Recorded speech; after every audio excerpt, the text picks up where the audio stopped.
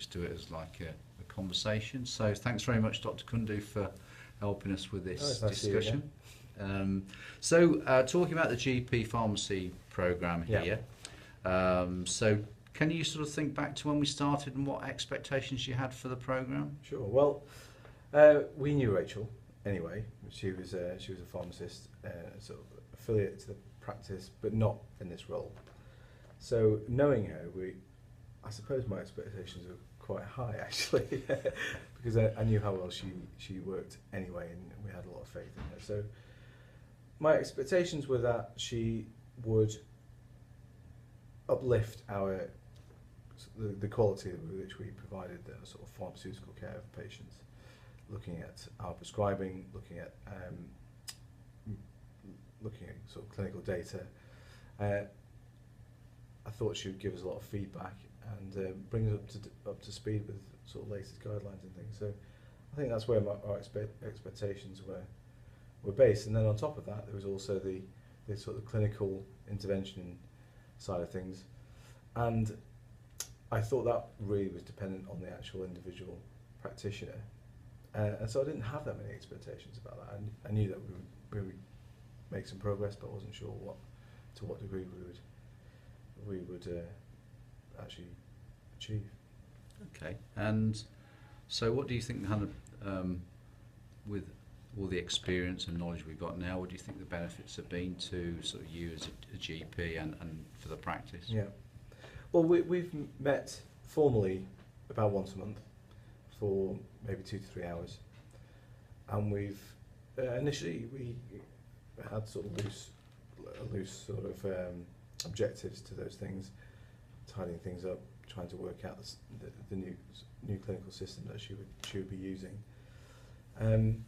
So I found this quite useful, because she has a lot of clinical information and clinical knowledge that I don't have, and so I found quite quickly that it was more of a to and fro of questions and answers and help and assistance. So yeah, I found them personally quite rewarding. Rachel's a very nice person, so we sort of get on, and that's quite nice to help her through her more physical and clinical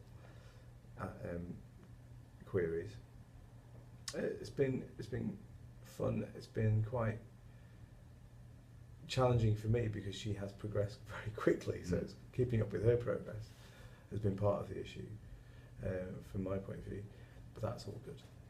Good. And she appears to have sort of developed in a couple of niche areas in terms of clinical services through looking at the anticoagulation and the DMARD monitoring, which how's that been from a practice perspective? Well, I mean, we've had sort of devolved monitoring of DMARDs before with some of our senior nurses who took care of that. They have left, so that we had a little bit of a gap in our service.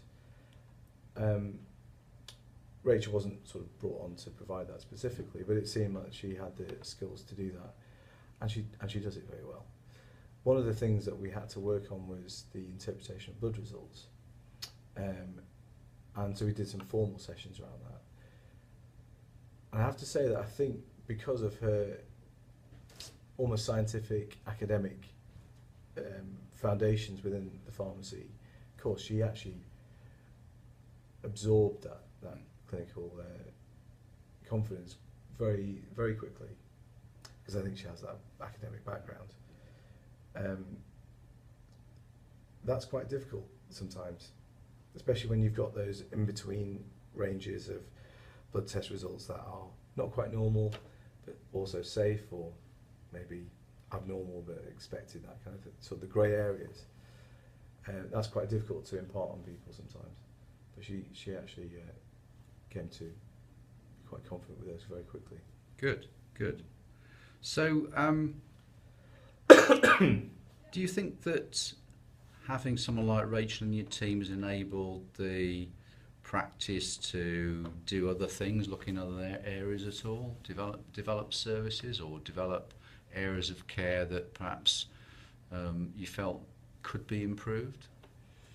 Well, we've always looked at our polypharmacy. That's a specific item of need that we have always identified for many years. It's a problem. Often older people taking myriad of drugs, and it's just very time consuming, very difficult to really get a grasp of that. Rachel has been paying attention to that. She's had a lot more face-to-face exposure with patients, not just telephone calls. They come with a whole list of tablets, and she's actually had the time and the inclination to address that, and she's rationalised a lot of people's medications. So that's something that's new to us that we wanted to do, but we just didn't have the capacity to do. She's managed to start to approach that. Whether we actually turn that into something more formal, a particular time of week devoted to that, depends on the future really. But she's certainly added that element to our care, which is very important. So I'm guessing in terms of polypharmacy, those obviously are quite complex patients. So we're looking at patient understanding and quality of care and better adherence to the medicines. And also de-prescribing, which is something that she, I think Rachel has initially asked us for a bit of guidance or support, actually, rather than guidance. But she's increasingly feeling confident to do that herself, which is another element where I think her pharmacy background and confidence around medications has helped her. Good. And so, do you think it took her long to become part of the team? Obviously, she was known to the practice before, which is a clear advantage, but she seems to have embedded really quickly and really well. I think her profile's changed within the practice, certainly. I think we might have, or the practice may have regarded her as an allied health professional or someone who is associated with the practice. Now she's very much within it, and she comes to the clinical meetings. She's given us seminars on certain drugs, giving us updates on new guidelines. She has a very prominent role now. Good, excellent. So, from the practice perspective, is this the kind of role that you'd like to continue with? Yeah, we would. I think now we've seen, I think she still has a lot of potential there. I think she has a lot of aspiration to do more, and I don't see any reason why she can't. So it feels like we're only halfway along. Still a lot more to come, I think. So it would be really nice if we could extend the programme and get more value out of it. Yeah, I think value. That's the right word.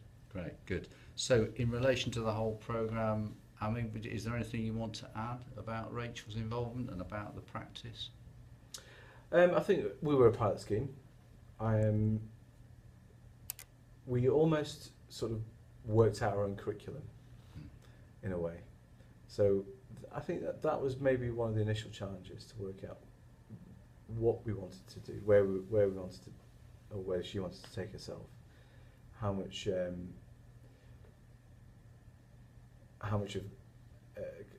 a sort of clinical skills versus medical knowledge kind of mix did we want. So she's done a couple of minor illness courses, including sitting with me and examining chests and hearts and abdomens and things like that, very early stages. But it was difficult to work out exactly where we wanted to go because it was an open book. I think now we can see that she could be very much a hands-on clinician. At the moment she can listen to hearts and she does her hypertension checks. She hasn't done that yet, she hasn't started yet, but she can start listening to chests for chronic lung diseases. I think there's a lot more scope to come. I think a little bit of guidance as to maybe a curriculum or options within that might have been helpful. It certainly wasn't a problem. I think from our perspective, from the project team, we're really grateful for the support that the practice has given to her. We're delighted with the kind of progress that's been made. So hopefully we can we can do more of the same, or more of more. Yeah. So, great. Yeah. Good. Great. Anything else? Well, I suppose, in the future, how would you go about sort of formalising qualifications that might allow someone to examine? I think we have advanced nurse practitioners. They go through quite a sort of well-trodden path of courses and examinations, skills to exams actually to go in for the exam. It's a really good question. The pharmacist, it's not quite as clear. I think you need to have some kind of competency framework and clear terms of reference, and then I think the trick is to align yourself with an academic institution that's prepared to accredit that. And I think the question is, well, you know, do you on a modular basis? Do you do it as some kind of clinical diploma? So, you know, a master's or what? So a lot of it, I think, is about, okay, we've dipped our toe in the water and we know that we can get a lot more clinical work through the pharmacist. How far should we take it? And I think we need to work probably with the professional bodies more to actually say, well, okay, this is appropriate, and it may be that you've got different levels of practitioner. But I do think there is a case for having some kind of formal recognition as to what the skills are. Could I imagine something along the lines of a primary care practitioner? That's the end point, and it can be arrived at from various a variety of routes. Yeah. Yeah, no, I agree with that. Nursing, absolutely. Even physios. Yeah, no, absolutely. I think that would be. I guess, I mean, we are obviously working quite closely with HEE in terms of workforce planning and development. And those are some of the discussions that we've been having with them. And it just, I must admit, from my point of view, it feels like it's a really slow game that you're playing. And I'm not sure if it can be anything else, but actually it would almost be good to have a task force saying, okay, well, what does this look like for the future? Particularly if we're going to invest in another couple of thousand pharmacists going into primary care. Yeah, and they're bringing over physicians' assistants from the Absolutely. US. And absolutely. So there's all plenty of sorts scope. of new roles and there is. within. There is. That's really good, Am. Thank you very much for that.